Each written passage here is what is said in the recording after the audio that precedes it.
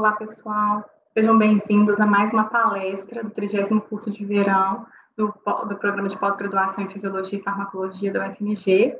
Meu nome é Carla Ribeiro e é um prazer estar aqui para falar com vocês sobre a epilepsia, né, essa relação que existe entre inflamação e epilepsia.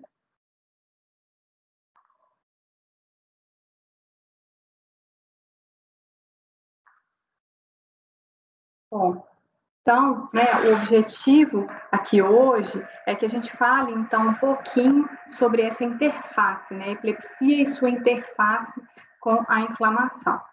A gente vai falar sobre as epilepsias no geral, contexto epidemiológico, alguns conceitos relacionados à epileptogênese, epilepsia, crise epiléptica, e depois a gente vai entrar, né, propriamente dito, nesse conceito, né, nos mecanismos neuroinflamatórios e também com relação à epileptogênese.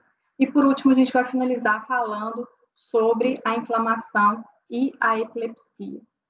Ou então, quando a gente fala de epilepsia, a gente tem que pensar no impacto mundial que essa desordem ela gera. E quando a gente fala, então, de epilepsia, a gente está falando de mais de 50 milhões de pessoas em todo o mundo, sendo que 30% dessas pessoas, elas não respondem ao tratamento medicamentoso disponível. Ou seja, os fármacos disponíveis para tratar essa desordem, elas não são úteis, né, para alguns pacientes.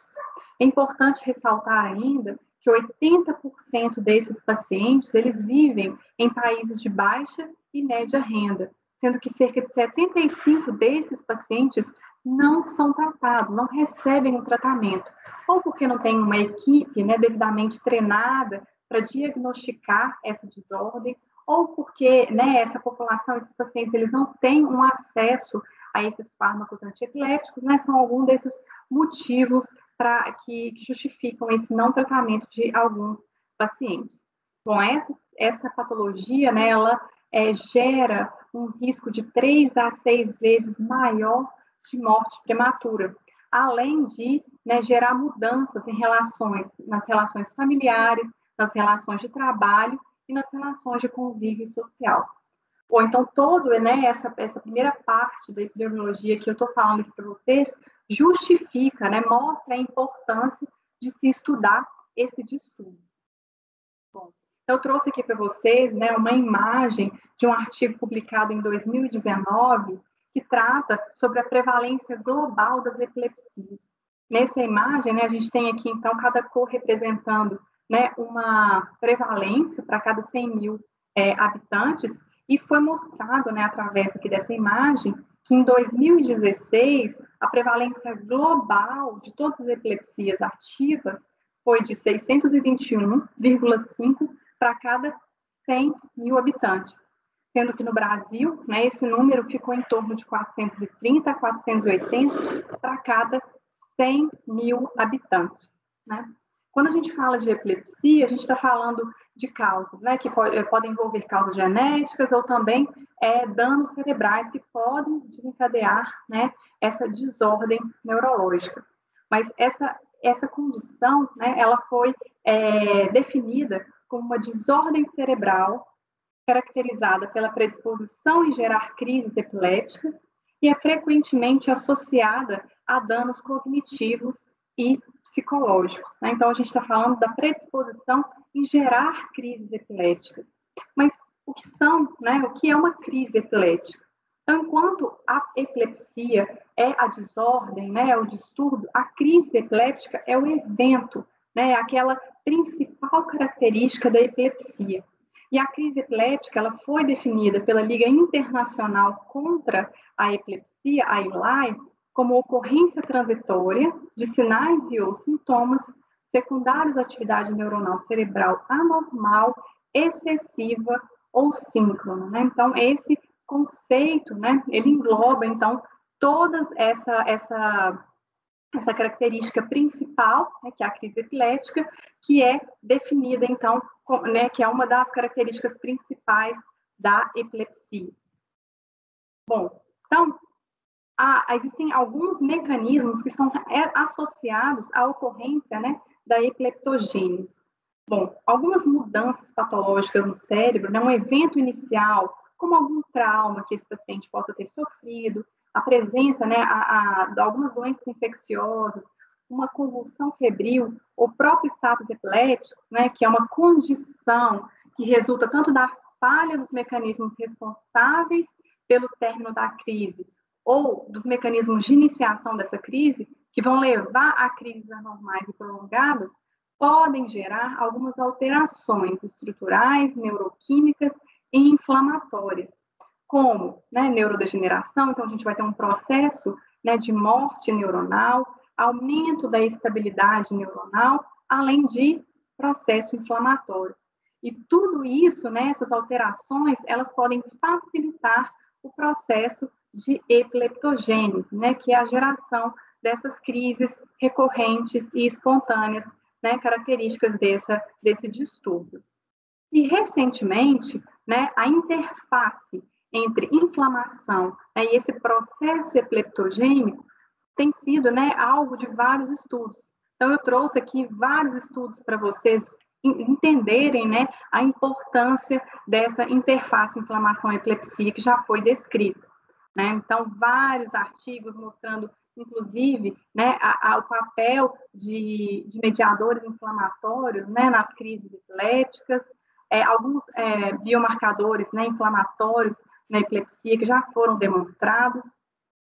Enfim, vários estudos que mostram, então, essa interface importante entre inflamação e epilepsia. Então, acredita-se, né, que esses processos inflamatórios não regulados, né, que levam à hiperestabilidade neuronal, podem, né, mediar o início da epilepsia.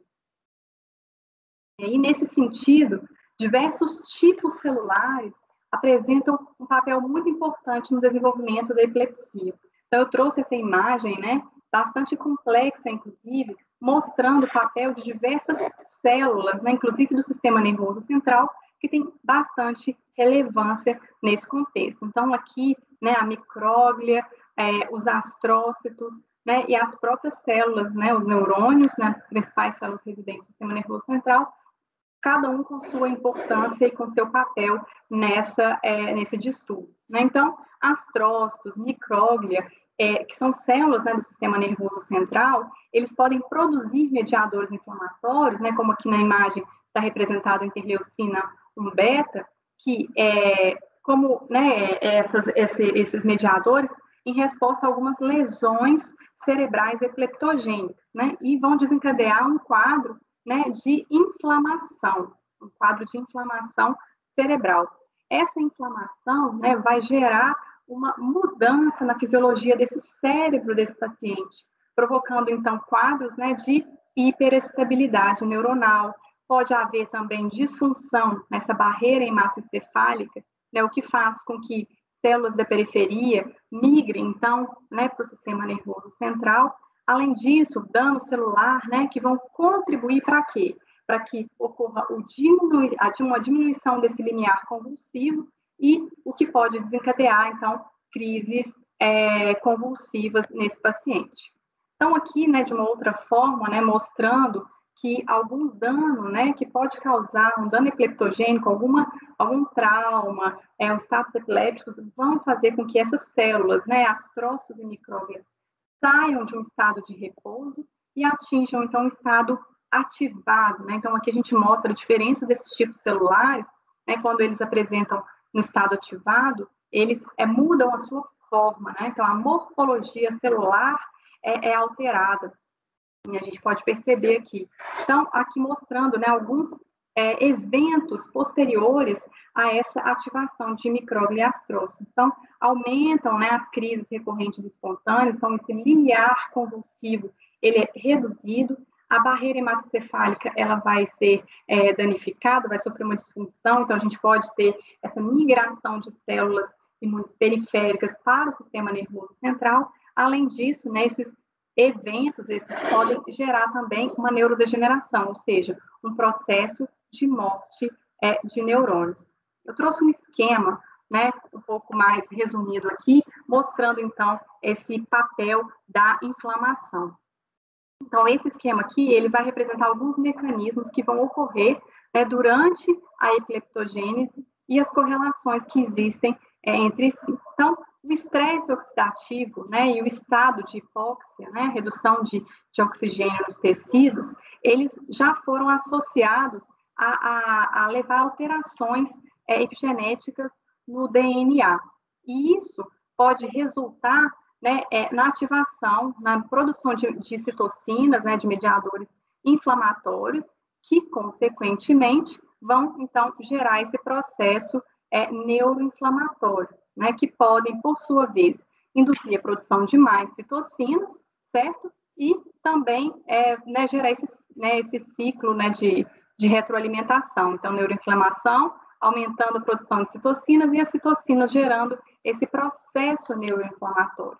E a neuroinflamação é o principal fator que vai levar ao dano, né, à destruição da barreira hematoencefálica, certo? E, além disso, também pode promover o processo de neurodegeneração, disfunção do sistema glutamatérgico, né, que vai resultando de uma desregulação da síntese do neurotransmissor GABA, né? Então, todos esses mecanismos, eles vão desencadear, eles vão resultar na epilepsia. Então, esse aqui é um esquema mais resumido, mas se a gente quiser falar, né, de forma mais detalhada, eu trouxe aqui para vocês um último slide para trazer uma maior informação, né, sobre isso. Então, aqui mostrando que um evento inicial, que eu falei anteriormente, que pode ser um trauma, pode ser uma infecção, pode ser também, gente, um acidente vascular encefálico. Esse evento, né, algum evento inicial, ele pode gerar, então, a morte de células neuronais e também um dano na barreira hematoencefálica. Então, quando, né, ocorre esse dano, isso pode desencadear, então, uma resposta inflamatória e migração de células imunes da periferia para o sistema nervoso central, como eu falei anteriormente, né? Então, isso vai aumentar ainda mais a ativação de células gliais, né? Então, eu estou falando de células astrócitos e micróglias residentes do sistema nervoso central, certo? Que vão, então, aumentar a ativação dessas células. Isso gera, então, esse processo de inflamação persistente, essa neuroinflamação. Isso contribui para vários fatores, né, vários processos que podem ocorrer.